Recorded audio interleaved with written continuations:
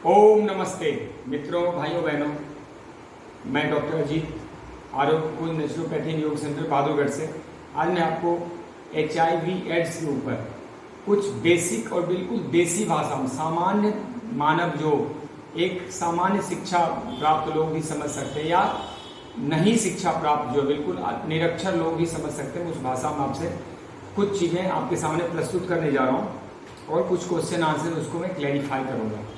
दरअसल बात यह है कि सचिव वैद और राजगुरु प्रिय बोल ही भय आस, राज धर्म तन तीनों हो ही बेगई नाश। जब रावण ने विभीषण को लात मार के भगा दिया था तो विभीषण ने कहा था कि रावण, सचिव, वैद्य और राजगुरु यदि ये डर के मारे या चमचागिरी करने की वजह से प्रिय बोलेंगे तो राज्य, धर्म और तन तीनों का नाश हो जाएगा। तो इनको प्रिय नहीं बोलना चाहिए, जो सच है वो रखने चाहिए और सच को बोलने में जो कीमत है वो चुकानी पड़ सकती है, तो इसमें डरना नहीं चाहिए।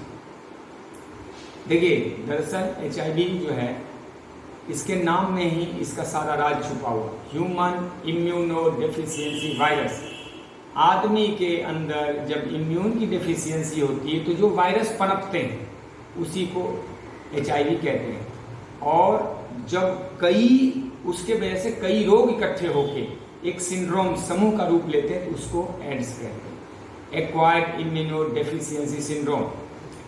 तो इसके नाम में ही इसका सारा राज छुपा हुआ है और मैं इसके पढ़ते दर पढ़ते आपके सामने खोलता जाऊंगा, आप समझते भी जाएंगे। दरअसल HIV एड्स इम्यून सिस्टम की गड़बड़ी का एक प्रतिरूप है या प्रतिफल है, रिजल्ट है।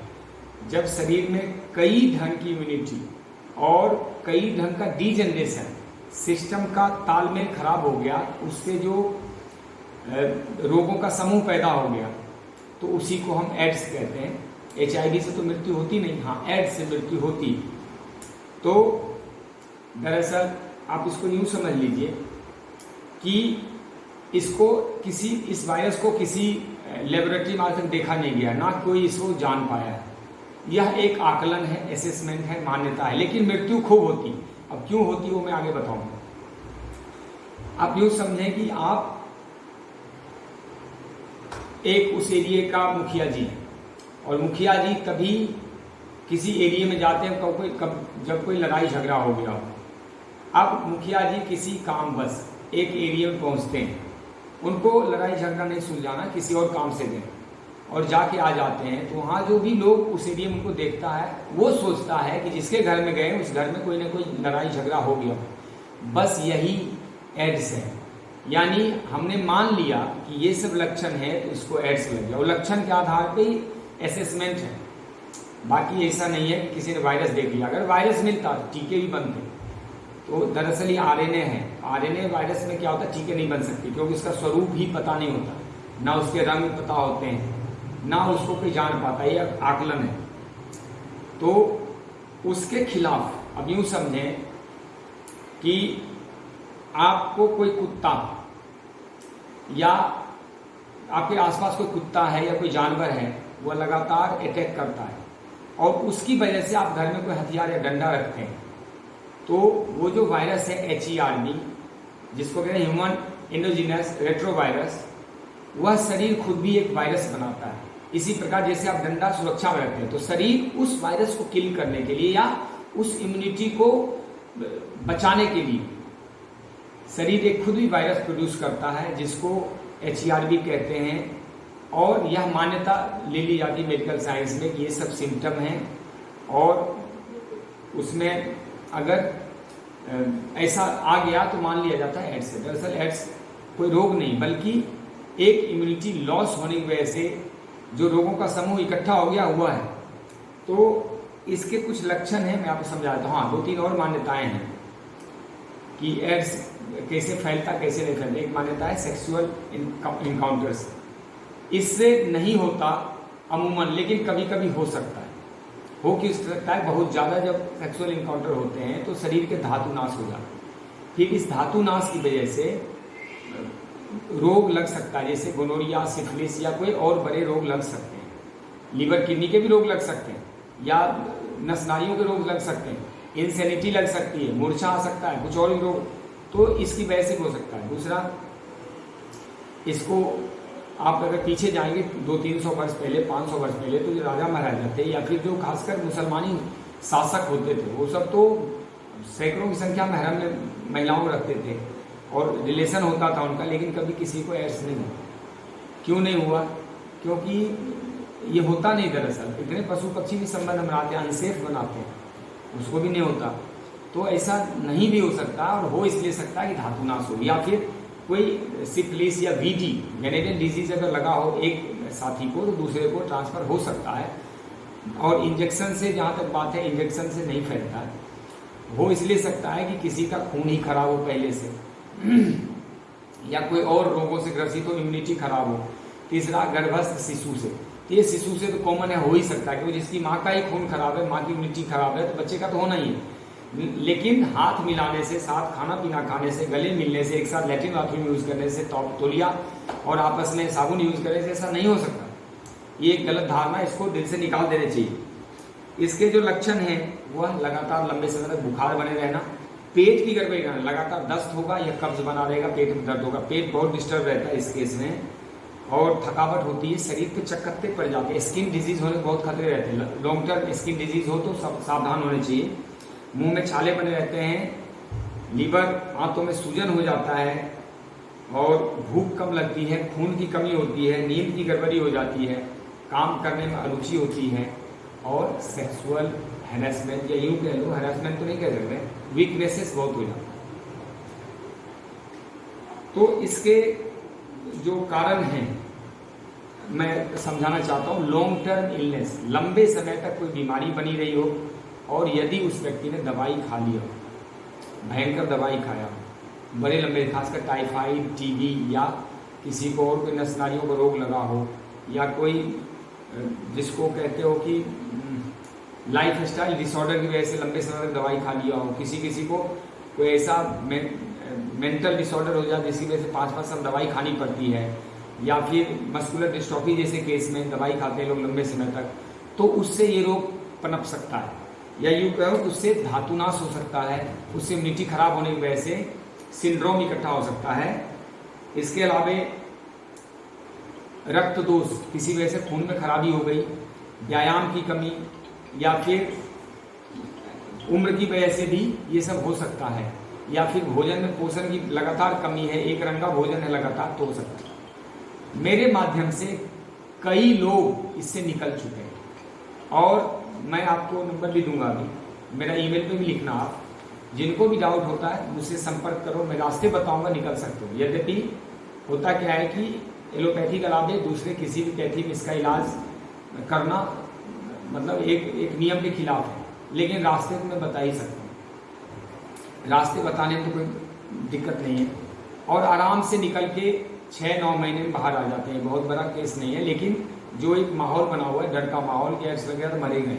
मैंने मृत्यु भी देखी, मैं फौज में था, मेरे आंखों के सामने कई लोग मर गए, उनको तो जो ART है वो खिला के वो खा के मर गए। दरअसल ART खाने से वो कीमोथेरेपी ड्रग है, वो बहुत हीट होता है उसमें इतने, और उससे लीवर डैमेज होता है, किडनी खराब होती है, आंतों में सूजन आता है, पेट खराब हो जाता है, और लोग उससे मर जाते हैं। फिर दहशत तो होता ही है, उसको ऐसी हॉस्पिटल में रह के ऐसी बातें सुनने को मिलती है, उससे वो भयभीत हो जाता है। फिर पोषण की कमी है वहाँ पे, और डब्बे वाले दूध रिकमेंड कर रहे हैं, जो इलाज कर रहे हैं उनको इलाज करना नहीं पता, और जो इसको इलाज करना पता है उसको करने नहीं दिया जाता। तो अब क्वेश्चन है, इसमें 2-3 क्वेश्चन है, उसके बाद मैं उपचार बता देता हूँ आपको। टीका क्यों नहीं बन पाया? जिस वायरस का पता नहीं है टीका कैसे बनेगा उसको, जब वायरस ही आज तक किसी ने नहीं देखा, सिर्फ मान्यताएं हैं या असेसमेंट है, तो उसका टीका कैसे बनेगा? टीका बन भी नहीं सकता। दूसरा है सेक्सुअल इनकाउंटर्स होता है, ज़्यादातर केस में नहीं होता है, थोड़ा बहुत हो सकता है, VD लगने की वजह से हो सकता है, या इम्यूनिटी लॉस होने की वजह से हो सकता है। तीसरा प्रश्न है VD, सिफिलिस या गोनोरिया, ये सब जो भी है इसकी वजह से होता है क्या? हाँ, इसकी वजह से हो सकता है, लेकिन ये ठीक भी हो सकता है, मन से निकाल देने से ठीक नहीं हो सकता। हाँ, इसके साथ कई और रोग होते हैं, ध्यान रखिए, अकेला एड्स नहीं आता है। एड्स जब मैंने जितने लोगों को गाइड किया, जितने लोग ठीक हुए हैं वो सब बताएंगे आपको, हालांकि मैं नाम नहीं बताता किसी को, ये एक प्रोटोकॉल है, और इससे सामाजिक जो है प्रेस्टीज वो इफेक्टेड होता है। तो जितने लोग ठीक हुए वो आपको बताएंगे उनको लंबे समय से कोई कई रोग चलता आ रहा है और ऐसे जगह रहते थे जहाँ पे अच्छा पोषण युक्त भोजन उपलब्ध नहीं था, या फिर लंबे समय से पैक्ड फूड खाते रहे, कई गड़बड़ियाँ उनके साथ रही है। तो आपके मन में और कई क्वेश्चन है, आप ईमेल पे पूछ लेना और मैं उसका जवाब फिर देता रहूँगा, आगे ही बनाता हूँ। मैं ज़्यादा वीडियो इसमें बनाया है, एक ही वीडियो मैंने बनाया है, उसको लगभग 25-30 हज़ार लोग देख चुके हैं और मैं ये दूसरा वीडियो रिलीज़ कर रहा हूँ। इस केस में बहुत ज़्यादा बोलता नहीं, लेकिन मेरे से जो संपर्क करते हैं वो ठीक जरूर हो जाते हैं। बहुत सारे लोग ठीक हो गए, आगे भी ठीक हो गए। इसका दरअसल उपचार, अब एक बात मैं पहले कह के फिर मैं उपचार बताता हूँ। जिसकी इम्यूनिटी ठीक है उसको लग ही नहीं सकता, चाहे उसको खून चढ़ा दो। अब मेरे जैसे लोगों को एड्स वाले खून चढ़ा दो, एड्स के वायरस पिला दो, या जिसको जो डाउट है नहीं लग सकता, लग ही नहीं सकता। तो एक तो डरने की जरूरत नहीं है, आप अपनी इम्यूनिटी ठीक कीजिए। तीनों प्रकार की इम्यूनिटी ठीक कीजिए, चाहे वो बेसिक इम्यूनिटी हो, हर्ड इम्यूनिटी हो या म्यूकोसल हो, मतलब तीनों प्रकार की जो आपके अंदर रहती है और जो हर महीना 15 दिन में इकट्ठी होती है और जो रेगुलर बेसिस पे, यह आपको दरअसल हेल्थ क्या है ना, आपको रोज हासिल करने होते हैं। यह ऐसा नहीं कि एक बार पा लियो कि 2 साल तक छोड़ दिया तो आपको प्राप्त उपलब्ध रहेगा, ऐसा कुछ नहीं, उसको मेंटेन नहीं करना होता है। इसका जो उपचार है मेरे साथ संपर्क कीजिए। इसमें 5 उपचार काम करता है। पहला तो 1-2 घंटा धूप सेवन, योगाभ्यास जरूर करना चाहिए, खासकर प्राणायाम पर ऑक्सीजन का लेवल बनाना है। दूसरा, इसमें नेचुरोपैथी करके शरीर को डिटॉक्स करो, नेचुरोपैथी से इसका उपचार संभव है और बहुत जल्दी 5-6 महीने में उपचार संभव है, बहुत लंबा नहीं लगता, 5 साल, हाँ बहुत बीमार है साल भर भी लग सकते हैं। तीसरा, एक यूट्यूब पे मेरा पड़ा हुआ है आहार, इस रोग में क्या भोजन करने चाहिए, मैंने उसको खोल के समझाया, देखिए उसको, HIV एड्स डाइट, तो डाइट को फॉलो कीजिए, बहुत फायदेमंद रहेंगे, बहुत फायदेमंद रहेंगे और बहुत ही आपको एनर्जेटिक महसूस होगा थोड़े दिनों में। इसी तरह मैंने योग फॉर HIV एड्स वीडियो बना रखा, उस योग को करें आप, मैंने 1 घंटे के आसपास का बना रखा है, आप उसको देख देख के करें, जो संभव वही करें, सब ना करें। और इसमें एक सकारात्मकता, पैसेंस और मेडिटेशन बहुत काम करता है। 30-40 मिनट रोज मेडिटेशन जरूर करें। इस रोग से पीड़ित व्यक्ति जो कि लाखों करोड़ों की संख्या में दुनिया में, मेडिटेशन करें। और अंतिम, आयुर्वेदिक चीज़ों का सेवन करें, हल्दी, अदरक, 1 पोथिया लहसुन, पान के डंठल, बाइबिडन, नींबू, सेब का आसर, ये सब, शहद, अश्वगंधा, तुलसी, गेहूं जवारा, आंवला, एलोवेरा, नीम, करी पत्ते, पपीते के पत्ते, हार सिंगार के पत्ते, पत्तों में इसका इलाज छुपा हुआ है, धूप सेवन में इसका इलाज छुपा हुआ है। इसके अलावे नेचुरल डाइट में इसका इलाज छुपा हुआ है, अश्वगंधा और भी कई तरह के, इसमें बहुत सारी आयुर्वेदिक औषधियाँ, वो मैं इतना क्या बताऊंगा आपको, लेकिन मैं सिर्फ ये वीडियो बना के एक मकसद सिद्ध करना चाहता हूँ कि डर निकले, HIV एड्स का भय निकल जाए मस्तिष्क से, तो लोग जल्दी ठीक हो जाएंगे और ये जो मानवता बचेगी, इस मानवता का काम होना चाहिए। ये देश और समाज के कल्याण में अपनी उस ऊर्जा को लगाए, अपनी शक्ति को लगाए जिसके माध्यम ठीक हुआ है। हमारा एक ही लक्ष्य है, स्वास्थ्य, शिक्षा बढ़ाओ, सत्य का अनुसंधान करके लोगों के सामने प्रस्तुत करो और इस भारत को स्वस्थ, समृद्ध, शक्तिशाली, बलवान और सुरक्षित, संस्कारवान, शिक्षित, पूरी तरह से ऐसा भारत बनाना है जो दरअसल विश्व गुरु हो, मुंह से कहने से नहीं, दरअसल इसमें ज्ञान हो, इसके दिव्य कर्म हो, दिव्य भक्ति हो, इसके अंदर विज्ञान हो, समय के अनुसार चलने की क्षमता हो, अपनी सुरक्षा कर सके, एक हाथ में शस्त्र हो तो एक हाथ में शास्त्र भी हो, अश्वमेध हो, इसके अंदर मेधा शक्ति और अश्व शक्ति दोनों बलवान हो, दोनों तरफ से। हम ऐसा भारत देखना चाहते हैं। ये निराश हताश भारत नहीं, भयभीत अज्ञानी भारत, ये कायर कपूत लज्जा विहीन भारत ऐसा नहीं चाहिए।